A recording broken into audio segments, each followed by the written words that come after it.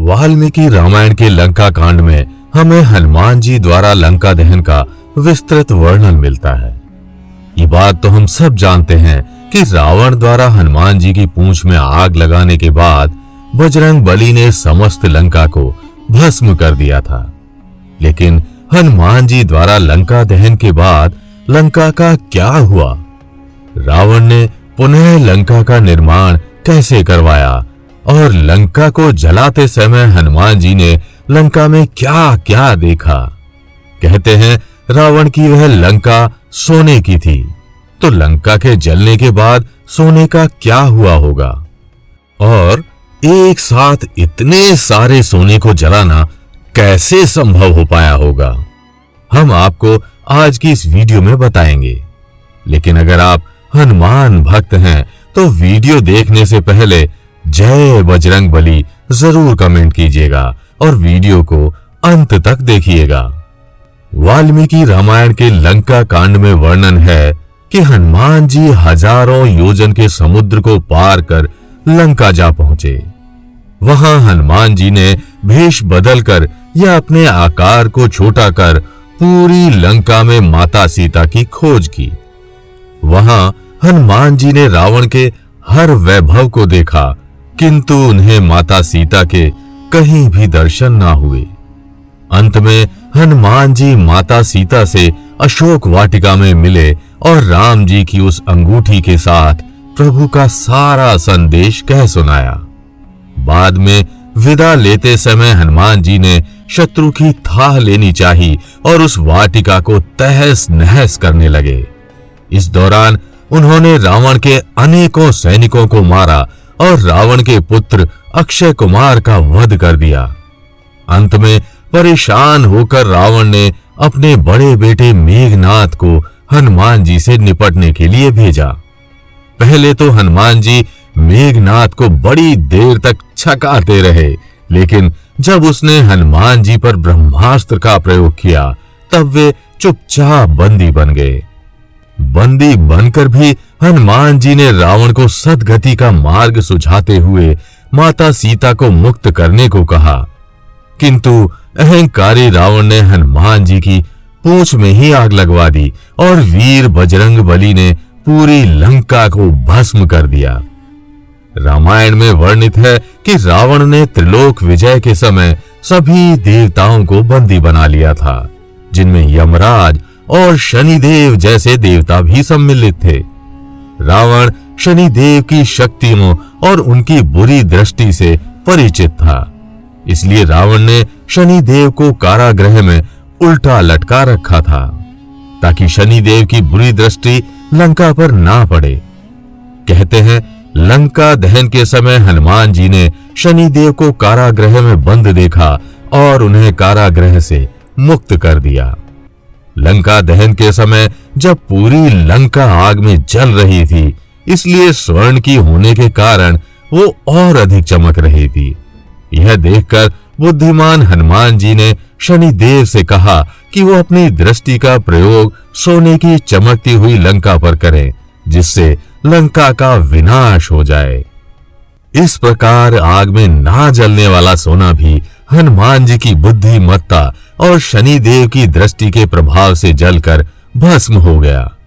संपूर्ण लंका का दहन कर हनुमान जी ने रावण को बड़ी गंभीर रूप से हानि पहुंचाई थी। इसलिए रावण ने महान शिल्पकार तथा निर्माता विश्वकर्मा जी को बुलावा भेजा। रावण ने देव शिल्पी विश्वकर्मा जी को लंका का पहले जैसा निर्माण करने को कहा। इसके लिए रावण ने अपने ससुर दानवराज मय की भी सहायता ली थी।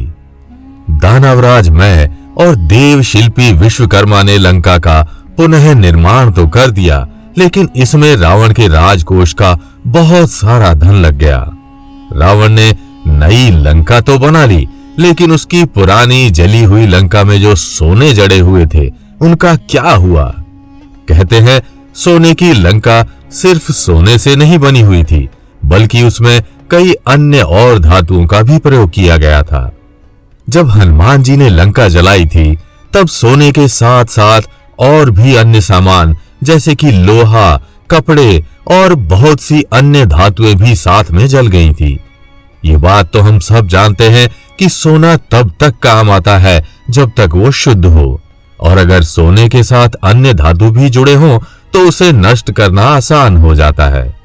हनुमान जी इस बात को जानते थे, इसलिए उन्होंने संपूर्ण सोने को नष्ट कर रावण को बड़ी गंभीर आर्थिक हानि पहुंचाई। यही नहीं, हनुमान जी ने रावण के शस्त्र भंडार में भी आग लगा दी थी, जिससे रावण के अनेकों भयानक हथियार जल गए, और इस प्रकार हनुमान जी ने रावण की प्रचंड शक्ति पर बड़ी गंभीर चोट पहुंचाई। हालांकि रावण स्वयं धन कुबेर का भाई था और स्वयं अनेकों माया विद्याओं का ज्ञाता था, इसलिए रावण को ज्यादा अधिक नुकसान नहीं हुआ। एक प्रचलित पौराणिक कहानी ये भी कहती है कि लंका माता पार्वती के श्राप के कारण भस्म हुई थी। कहते हैं एक बार माता पार्वती ने देवी लक्ष्मी के धन, वैभव और ऐश्वर्य को देखकर शिवजी से अपने लिए भी एक भव्य महल के निर्माण की बात कही। पहले तो शिवजी ने माता पार्वती को बहुत समझाया, किंतु जब वे नहीं मानी तब शिवजी ने देव शिल्पी विश्वकर्मा जी को बुलावा भेजा। विश्वकर्मा जी ने शिवजी की आज्ञा पर एक बड़े ही भव्य महल का निर्माण किया, जिसे देख वहां उपस्थित सभी देवता मोहित हो उठे। बाद में उस महल की पूजा हेतु शिवजी ने रावण के पिता महर्षि विश्रवा को आमंत्रित किया। सभी देवताओं की तरह ऋषि विश्रवा भी उस महल पर मोहित हो उठे और पूजा के बाद उन्होंने शिवजी से उस महल को दक्षिणा में मांग लिया। शिवजी वरदान देने के लिए जाने जाते हैं, अतः उन्होंने उस महल को ऋषि विश्रवा को दान स्वरूप दे दिया। किंतु माता पार्वती क्रोधित हो उठी और उस महल को भस्म होने का श्राप दे दिया। माना जाता है हनुमान जी द्वारा लंका को जलाया जाना माता पार्वती के उसी श्राप का प्रभाव था। लंका जलने के बाद हनुमान जी पुनः सीता माता से मिले, तब माता ने उन्हें चूड़ामणि भेंट दी और हनुमान जी वापस लौट गए। रामायण महाकाव्य हनुमान जी की अनेकों लीलाओं और उनके असंख्य पराक्रमों से भरा हुआ है। लंका दहन हनुमान जी के इन्हीं पराक्रमों का एक भाग है।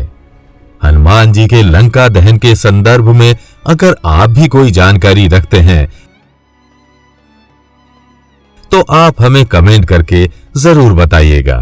अगर वीडियो आपको अच्छी लगी हो तो इसे लाइक व शेयर कर चैनल को सब्सक्राइब करना बिल्कुल भी मत भूलिएगा।